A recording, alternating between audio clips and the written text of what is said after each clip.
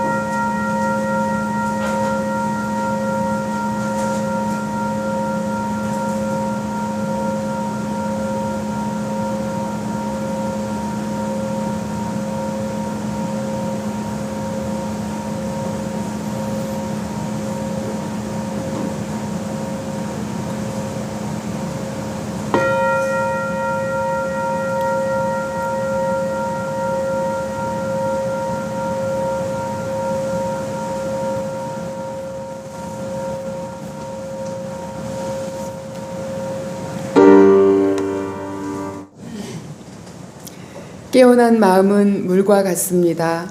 그 마음은 흐르는 대로 흐르고 도중에 있는 모든 것을 감싸며 어떤 것도 바꾸려 하지 않지만 그 한결같음으로 모든 것이 변합니다. 성령 강림 후 12째 주일, 가장 부드럽고 연약한 것이 가장 굳고 강한 것을 이깁니다. 그리스도의 십자가는 패배가 아닙니다. 사망의 권세를 이기는 하나님의 능력입니다. 그 사랑이 우리를 통하여 흐르게 하옵소서. 우리를 주님의 사랑의 도구로 써 주옵소서. 예수님의 이름으로 기도드립니다. 아멘. 하나님, 우리를 교회로 불러 세우시니 감사합니다. 믿음을 조건이나 업적으로 여기며 스스로를 평가하려 했던 우리의 오해와 교만을 용서하시고 우리의 지식이 나를 드러내는 데 사용되지 않고 오직 사랑에 이끌리는 지혜가 되게 하옵소서. 참된 믿음은 우리의 것이 아니라 오직 예수 그리스도의 은혜임을 고백합니다.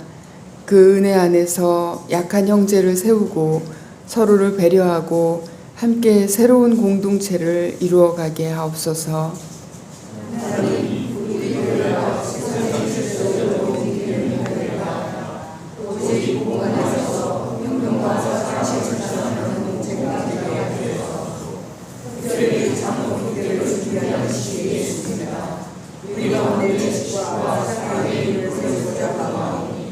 주님 뜻 안에서 이루어졌소서.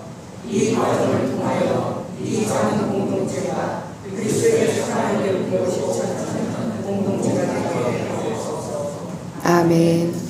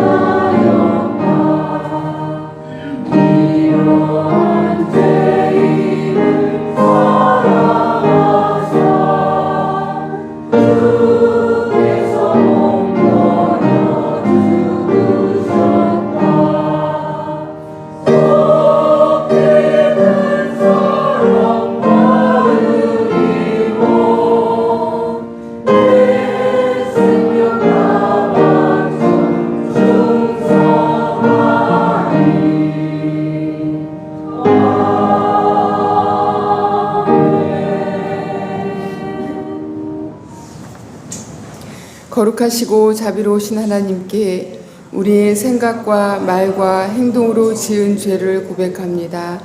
우리는 주님을 진심으로 사랑하지 않았으며 이웃을 내 몸같이 사랑하지도 못했습니다.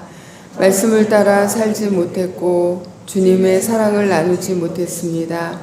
어지러운 세상에서 평화를 세우는 일에 소홀했으며 불의한 세상에서 정의를 위해 일하지도 못했습니다. 피조물의 신음소리가 높아가지만 고통받는 생명을 돌보지 못했습니다. 주님, 우리에게 자비를 베풀어 주옵소서. 침묵으로 참회 기도를 드립니다.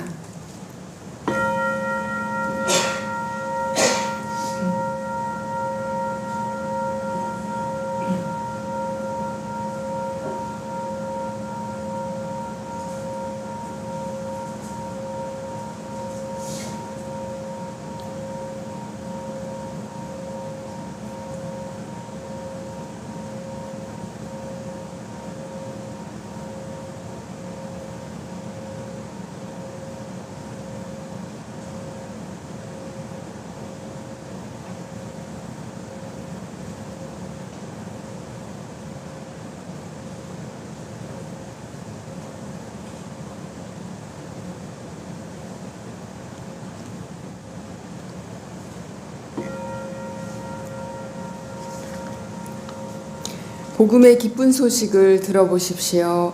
그리스도께서는 죄인을 구하려고 이 세상에 오셨습니다.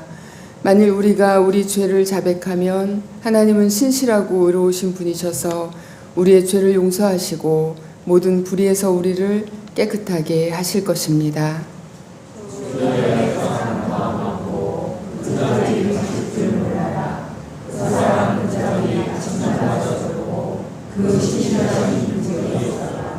아멘.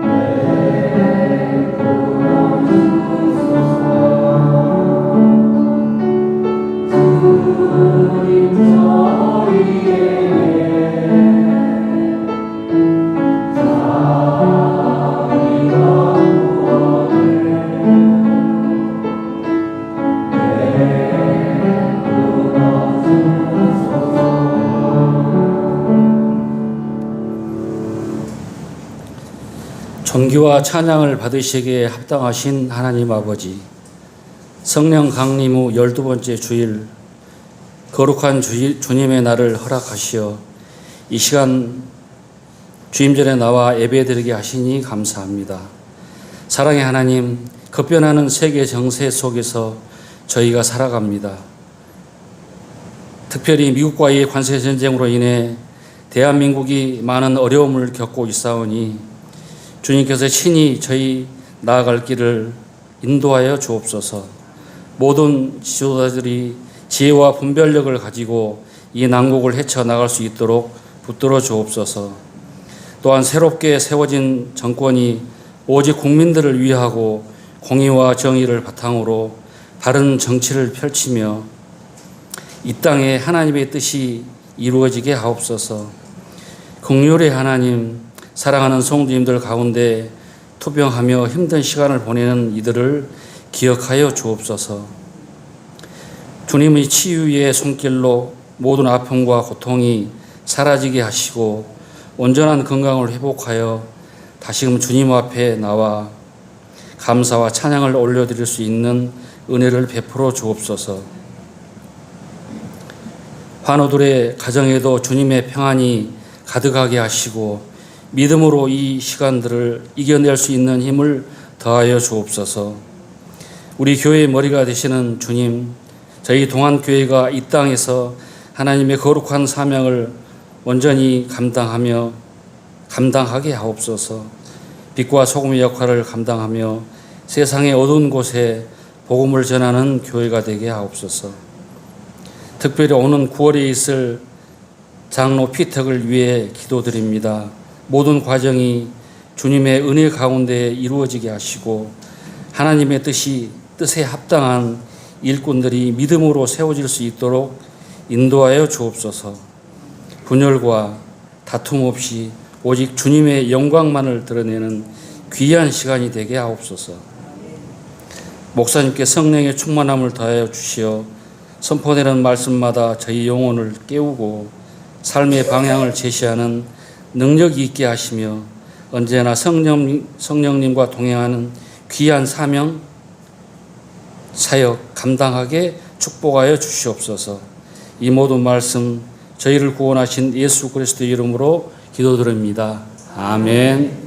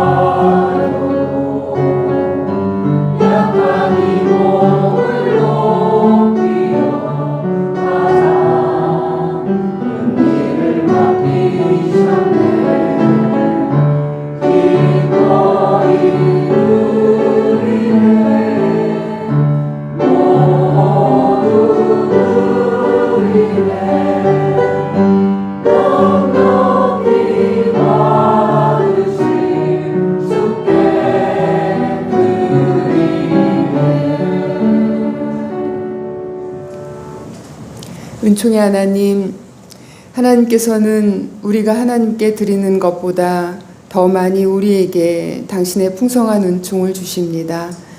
주님께서는 부유하시면서도 우리를 위하여 가난하게 되셨습니다.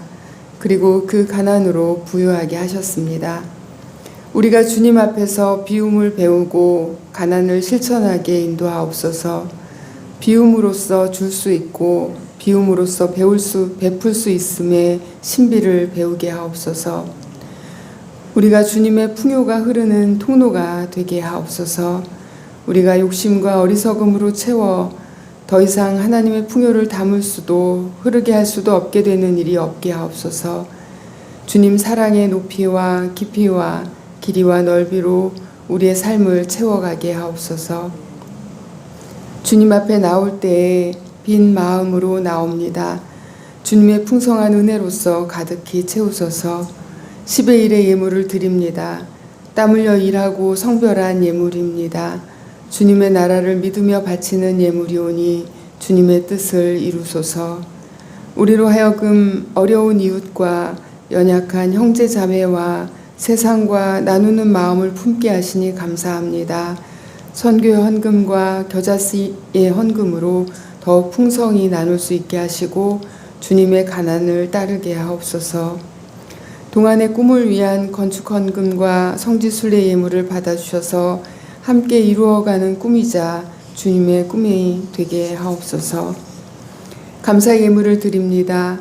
범사에 감사하는 손길들을 기억하셔서 새겨진 이름마다 주님의 사랑과 은혜와 위로가 넘치게 하옵소서. 주님 보시기에 아름다운 가정이 되기를 간구하는 예물을 기쁘게 받아 주옵소서. 부모님의 기도에 따라 자녀들마다 주님을 아는 기쁨이 충만한 가정이 되게 하옵소서. 아버지의 추모 일주기를 기억하며 감사하는 딸의 예물을 받아주셔서 이별의 슬픔이 있지만 남겨놓은 사랑과 그리움으로 삶의 날들에 더욱 충실하게 하시며 주님 안에 삶과 죽음을 맡기는 믿음을 허락하여 주옵소서.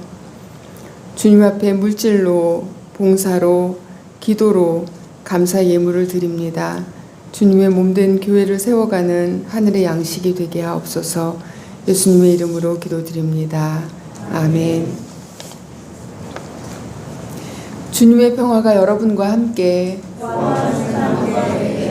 아멘. 예, 서로 평화 인사를 나눕니다.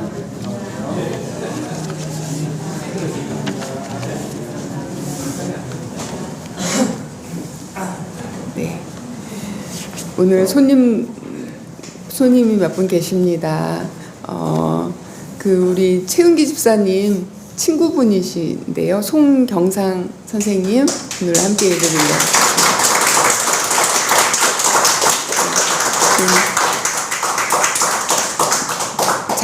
내용은 잘 모르긴 하는데 다극화 포럼에서 일하고 계십니다. 예, 환영하고 자주 오시기 바랍니다.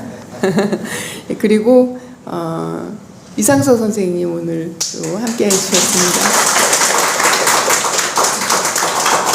네, 그리고 디아코니아 언님, 김옥태 언님 오셨고요. 그리고 언님과 함께 여지온 선생님 오늘 함께 예배드리러 오셨습니다. 네, 모두 다 환영합니다. 그리고 오늘 박준 선생님 오늘 어디 가셨어요? 오늘 안 오셨네요. 그리고 강원구 목사님 오늘 안 보이시는데요. 초원교회 오늘 설교 초청 받으셔서 어제 출발하셔가지고 예, 오늘 사모님만 오셨습니다. 예. 성령 강림 절기입니다. 성령께서 우리 삶을 통하여 운행하시며 역사하시기를 기도하고 기다립니다.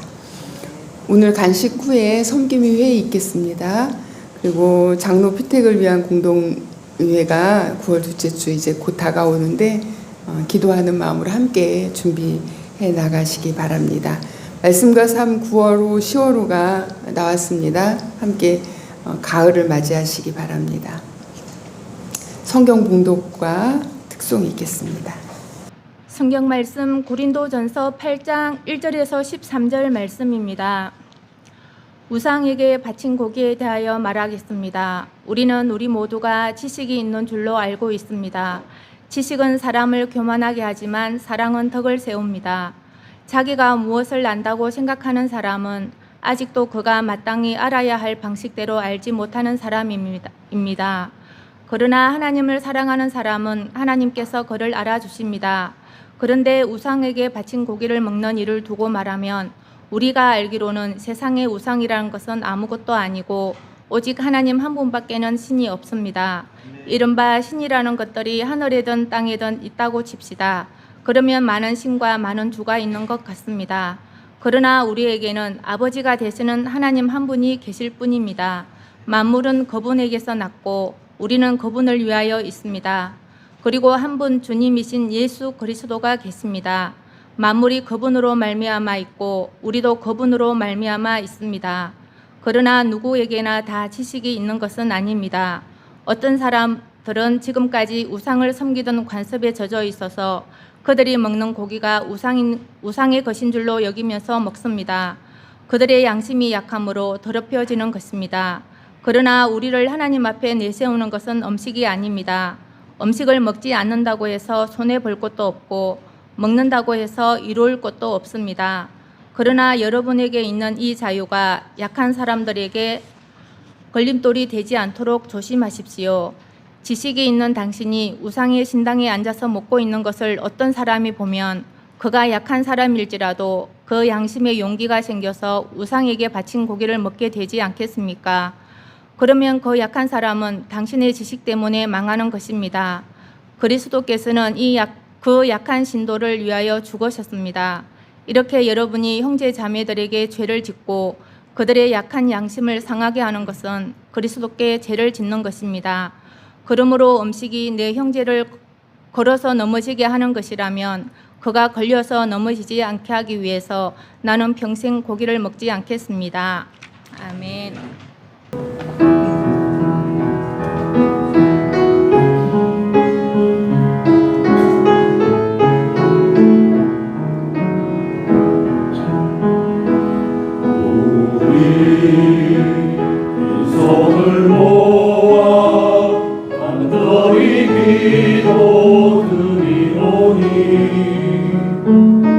주여 당신 곁으로 우리가 하나 되게 하소서.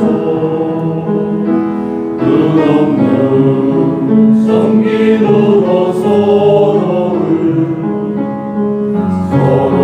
사랑하게 하시고 넉넉한 가슴으로 아픔을 함께하게 하소서. 하나 되게 하소서. 하나 되게 하소서. 하나 되게 하소서. 우리가 하나 되게 하소서. 우리 빈손을 모아 간절히 기도드리오니 주여 당신 뜻대로 우리가 신실하게 하소서. 정직한 새 삶으로 우리를 깨끗이게 하시고 순결한 몸짓으로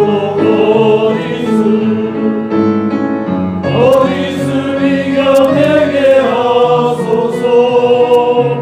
진실하게 하소서. 진실하게 하소서. 진실하게 하소서. 우리가 진실하게 하소서.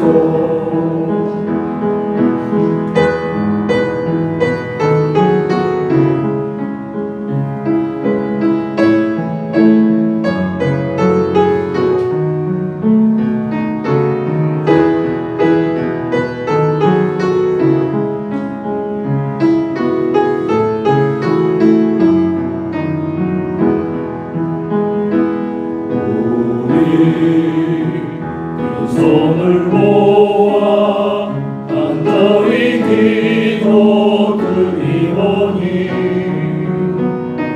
주여 당신 뜻대로 이 땅을 새롭게 하소서.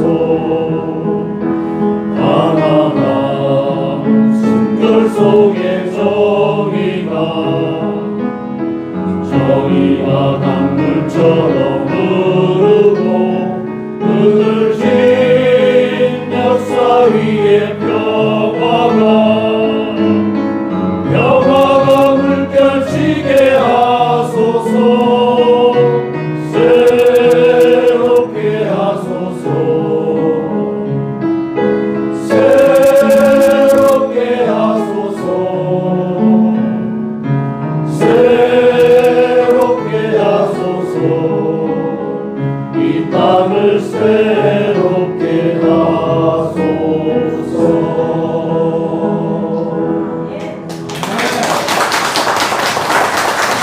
우리는 늘 믿음이라는 것에 대해서 좀 염려하는 그런 모습이 좀 있습니다. 좀 내가 믿음이 있다 이렇게 자신 있게 말하실 수 있는 분도 별로 없고 또 없다고도 말하지 못하죠. 그래서 애매모호하게 또는 이제 겸손의 탈을 쓰고 전 좀 믿음이 약해요 이런 정도로 자신의 믿음을 평가합니다.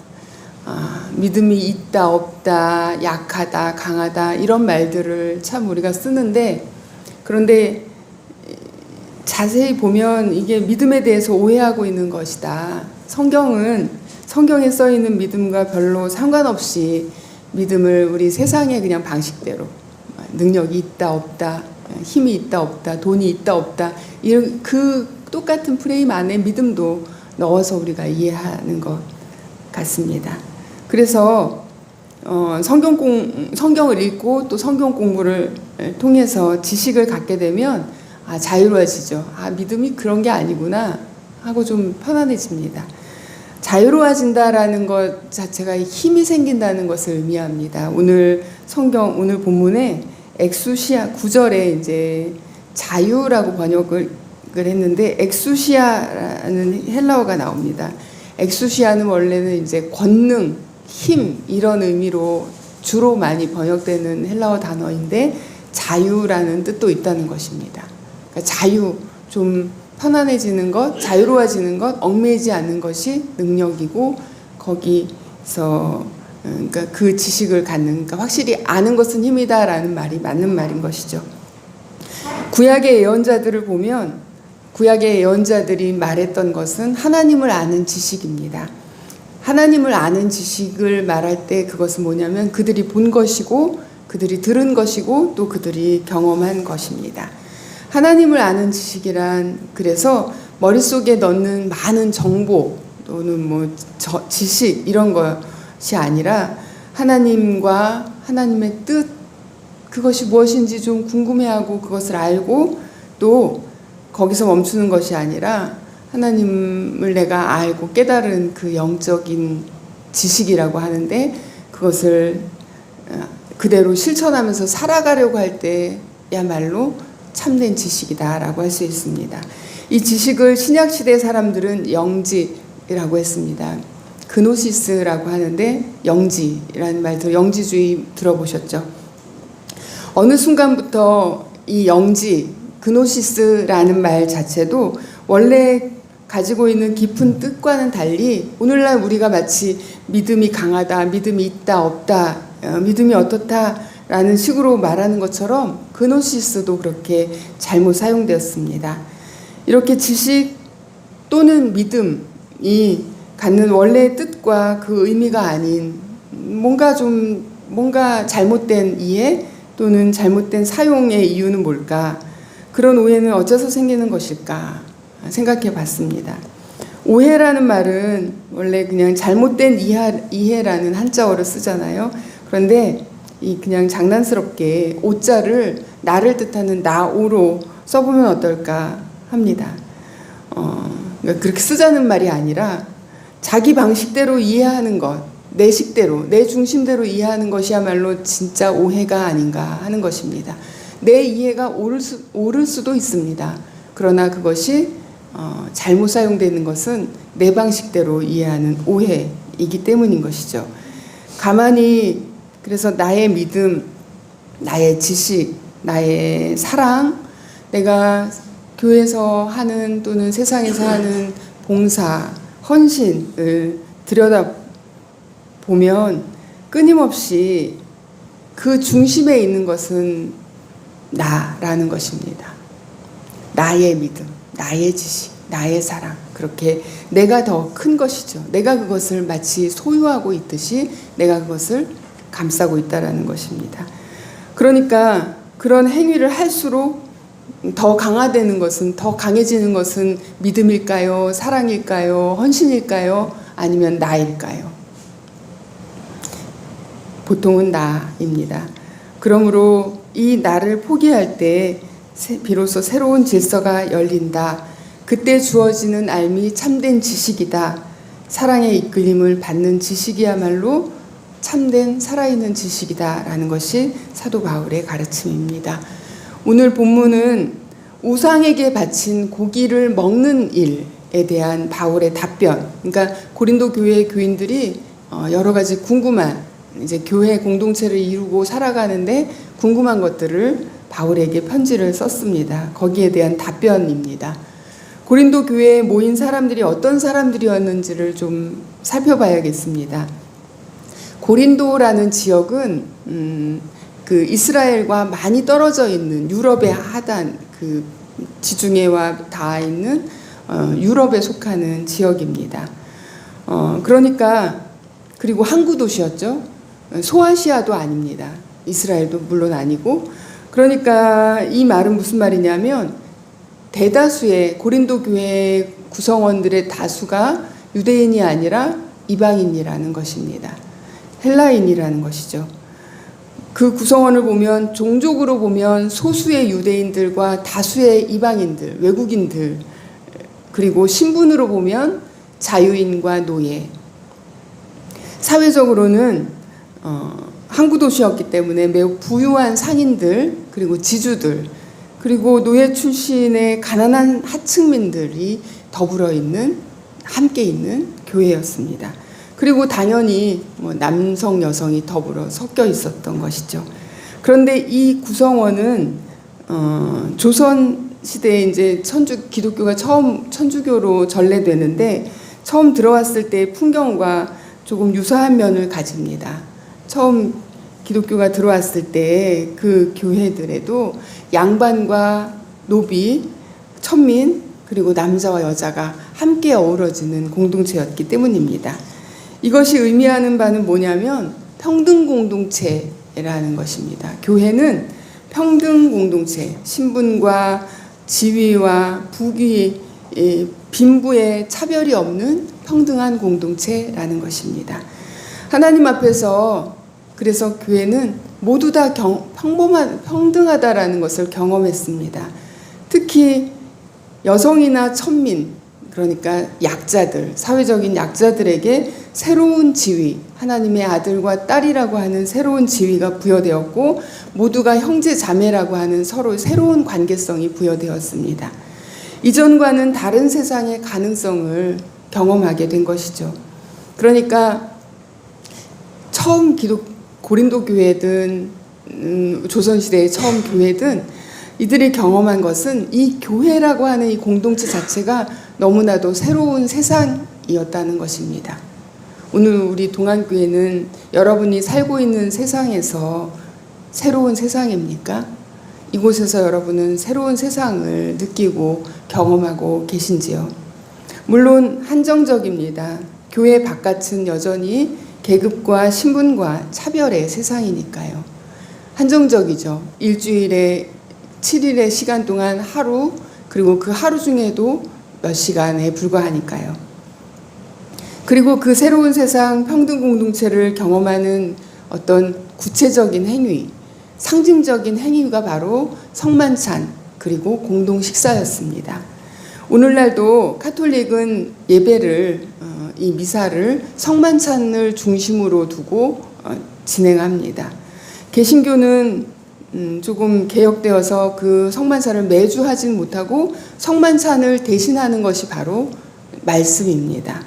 말씀으로 하나님의 말씀을 먹는다라고 상징적으로 이해합니다. 그리고 공동 식사죠. 제가 휴가 이번에는 안 갔지만 휴가 때 종종 성당에 가서 예배를 드리는데 성당은 공동 식사가 없더라고요. 없죠. 제 잘못 아는 것인가요? 있는 성당도 있을 수 있는데 제가 갔던 곳은 밥을 주지 않았습니다. 식사라고 하는 것은 여러분 한 밥상에 옛날에는 지금은 식탁에서 뭐 이렇게 먹고 가족들이 다 자기가 밥 먹는 시간이 다르기 때문에 따로따로 먹고 그러지만 원래는 동그란 밥상에서 함께 가운데 주요 메인 메뉴를 두고 반찬을 두고 밥을 두고 함께 먹습니다.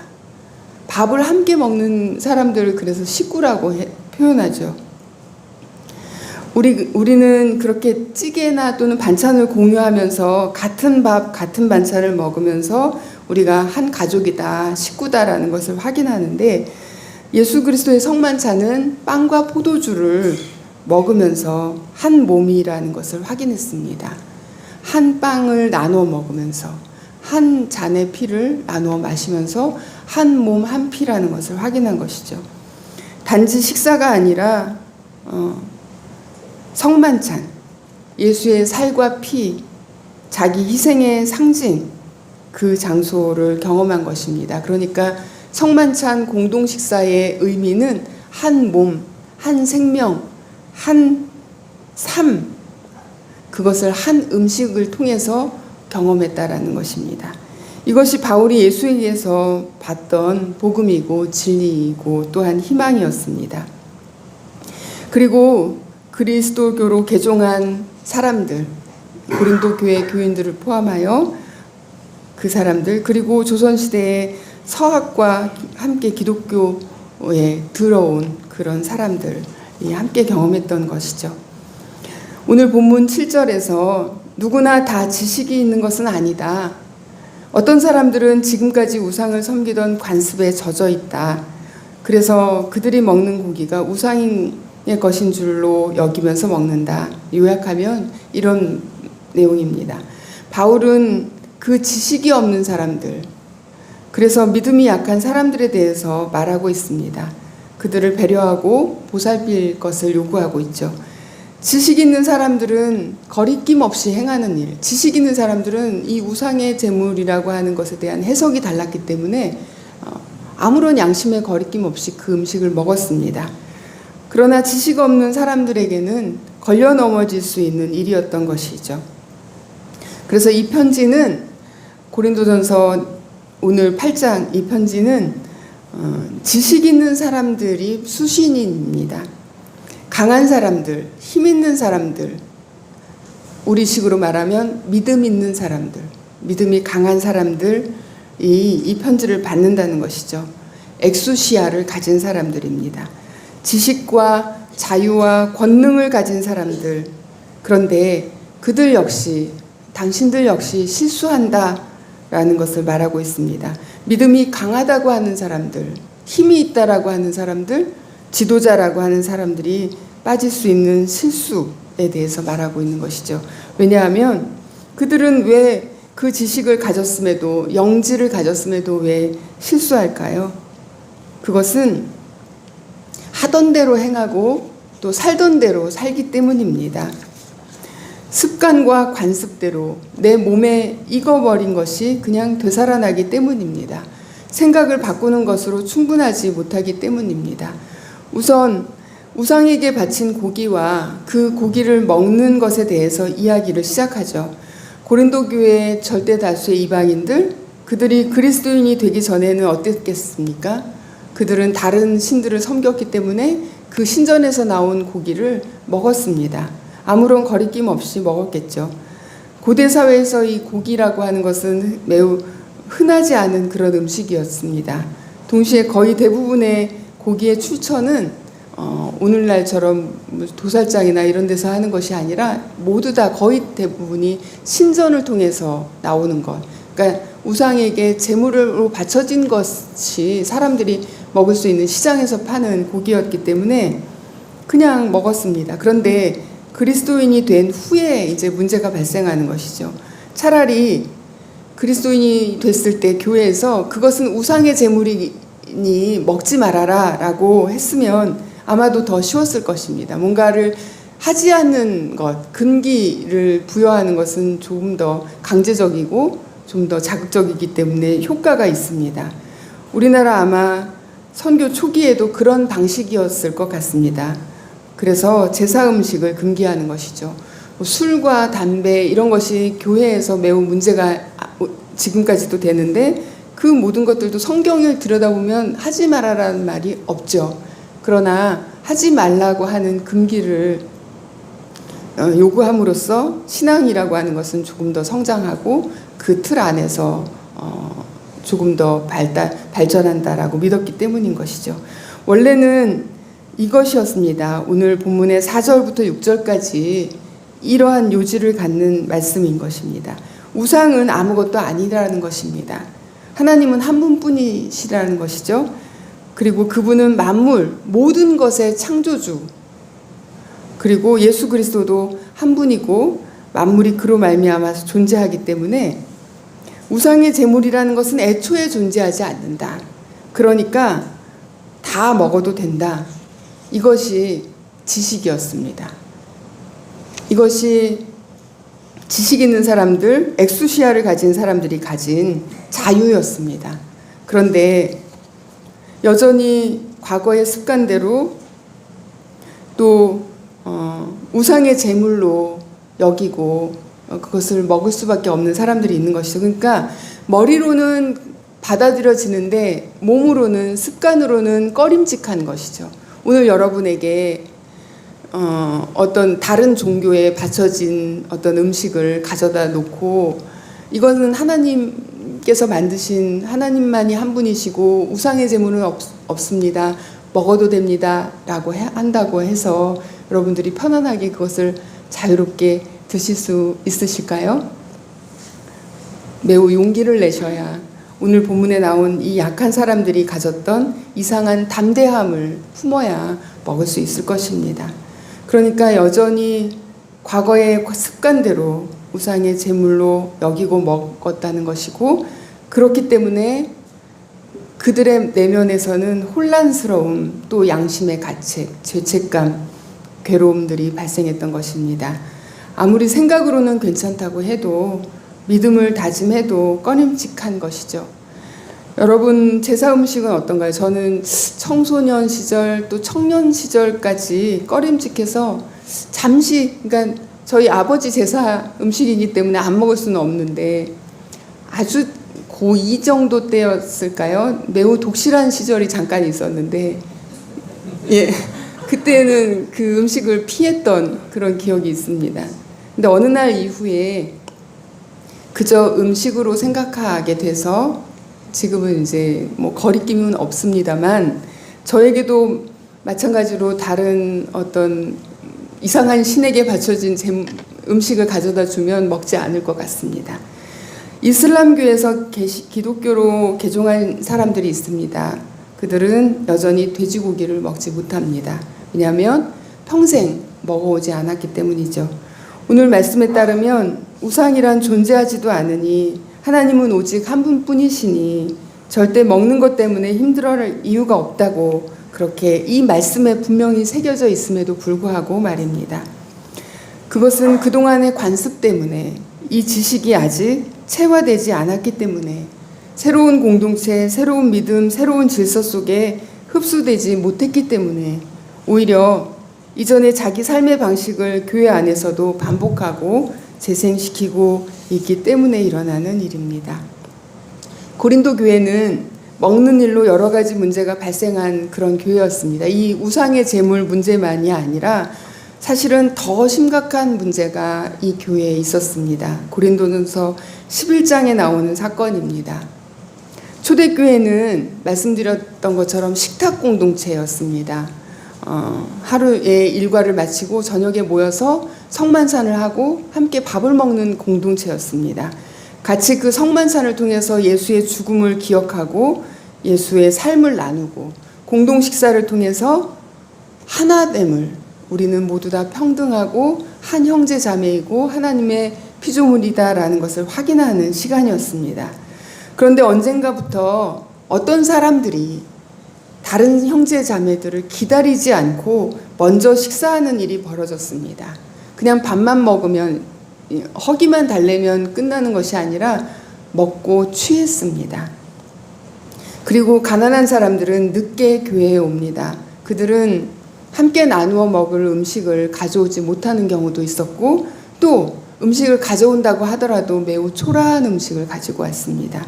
바울은 먼저 먹는 이 어떤 사람들을 향해서 11장 22절에서 이렇게 격노합니다. 하나님의 교회를 멸시하고 가난한 사람들을 부끄럽게 한다. 그들이 교회 안으로 가지고 온 것은 함께 나누어 먹으며 서로 한 형제 자매임을 확인하는 음식이 아니었습니다. 그들이 교회 안으로 가지고 온 것은 계급과 신분과 빈부, 인종, 차별, 이기심, 분열, 즉 세상의 질서였다는 것입니다. 그래서 결국은 교회가 물질적으로 부유한 사람들의 교회가 되었습니다.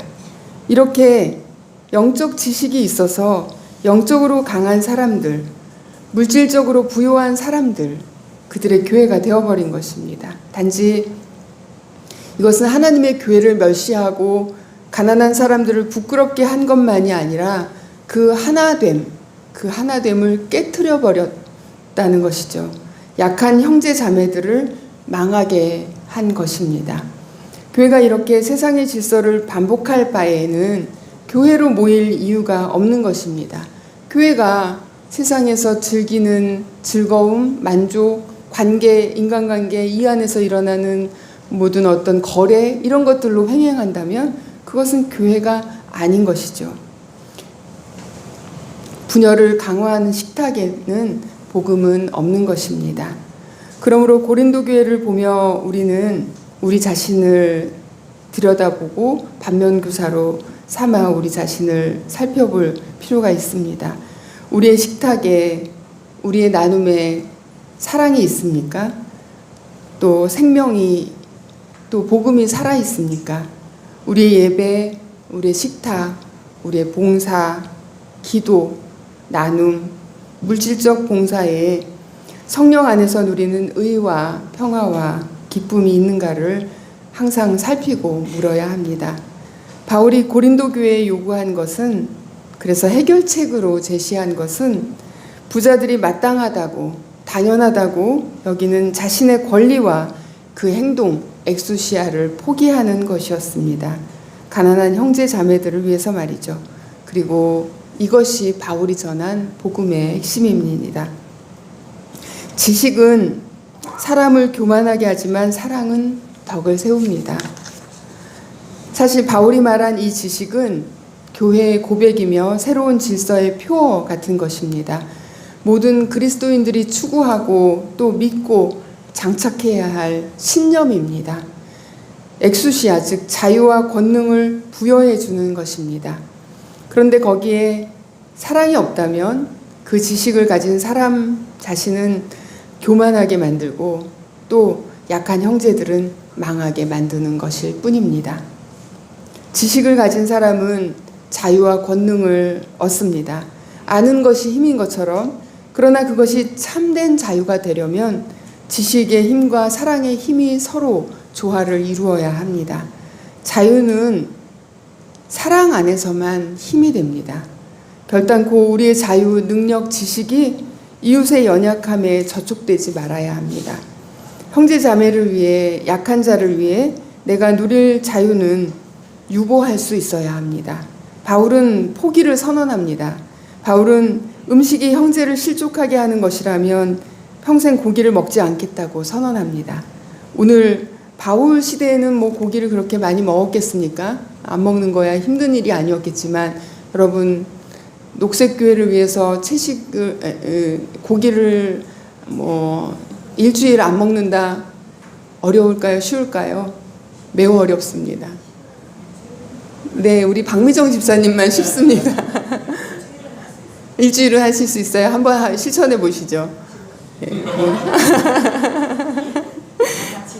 예, 우리 한번 언제 녹색교회에서 한번 해보죠. 그리고 나눠보시면 좋겠습니다. 나는 무엇을 포기할 수 있는가? 포기라고 하면, 포기라는 단어 자체가 막 뭔가 애쓰고 막 힘들고 이렇게 느껴집니다. 그런데 바울은 사랑으로서 이것을 선택했다라는 것입니다. 사랑으로서 포기하는 것, 이것이 신앙의 신비입니다. 예수 그리스도의 십자가의 신비입니다. 최근에 어떤 조사에서 교회를 떠나는 청년들에 대한 조사가 있었습니다. 가장 그들이 많이 대답하는 것이 뭐냐면 신앙적으로 힘들다라는 것이었습니다.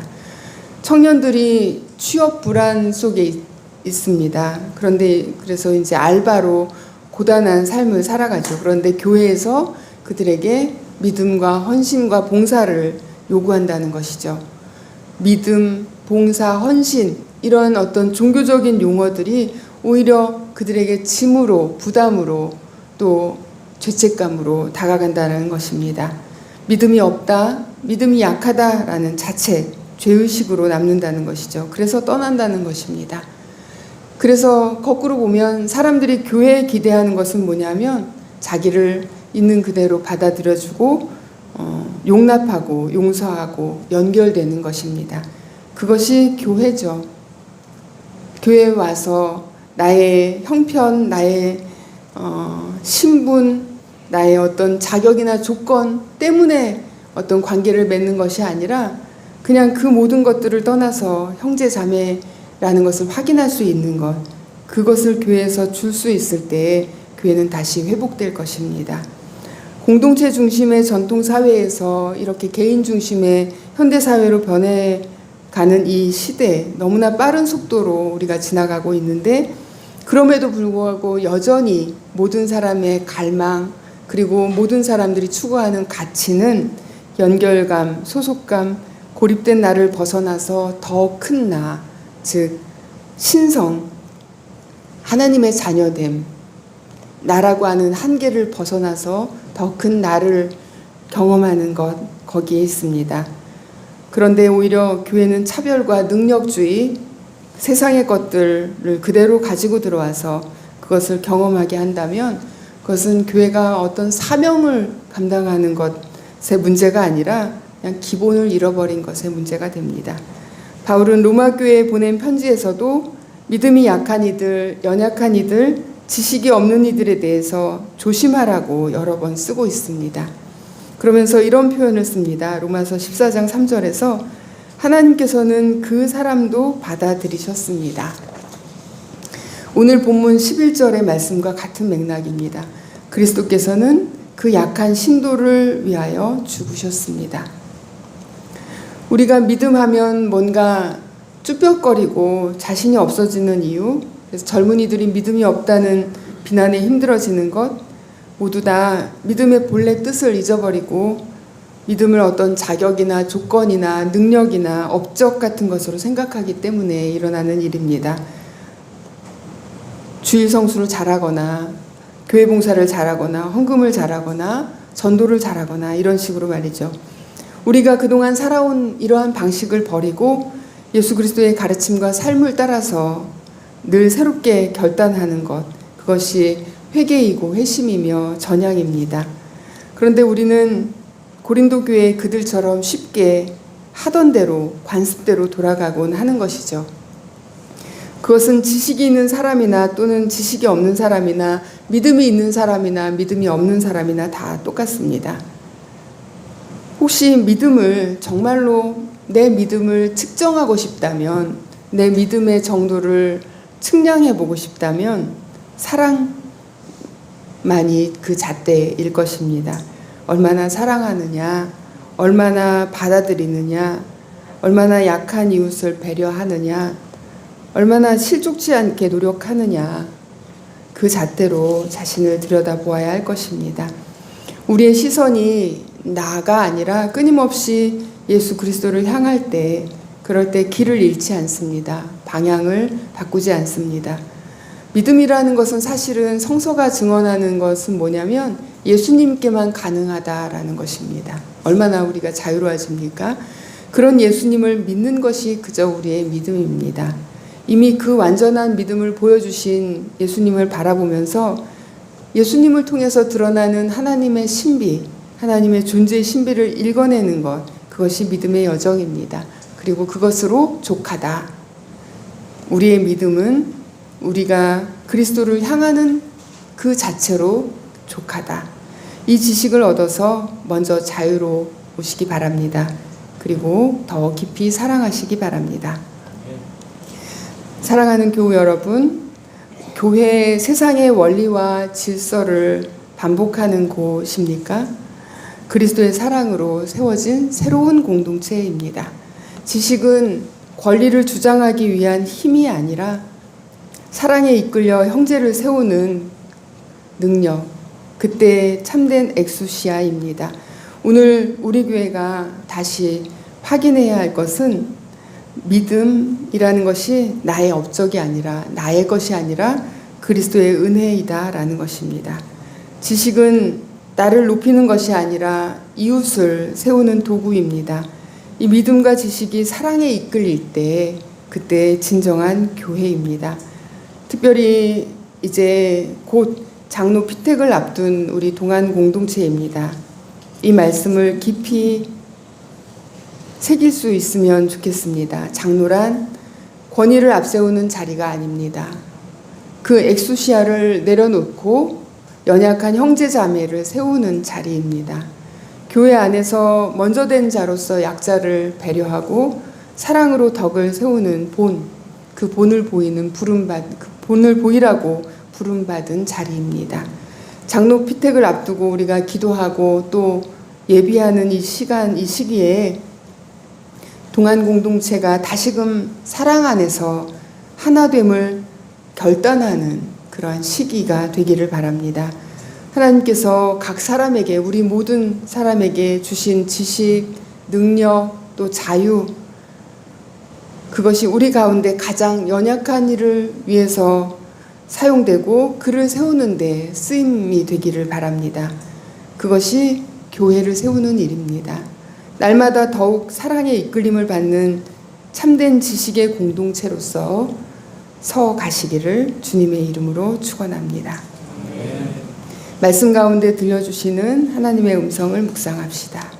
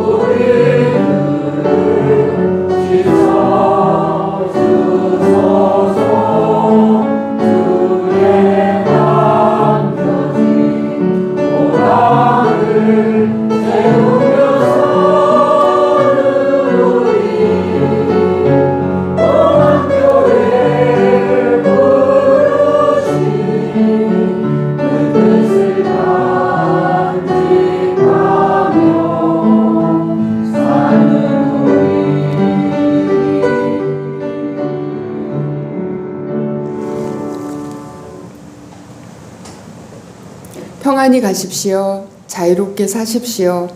이 지식을 얻어 자유로우십시오. 그리고 더 깊이 사랑하십시오.